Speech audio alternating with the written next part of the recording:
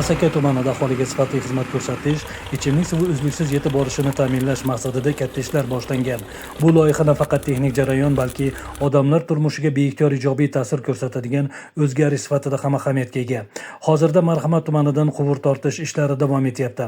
Buning uchun 3 ta qurilish tashkiloti jamoalari faoliyat olib bormoqda. Ayni paytda Marhamat tumanida Asaka tumaniga turba yotqizish ishlari davom etmoqda. Loyiha bo'yicha 4 kilometr tarmoq tortish kerak bo'lgan holda hozirgacha salkam 3 kilometr masofaga turba tortishlari bajarildi.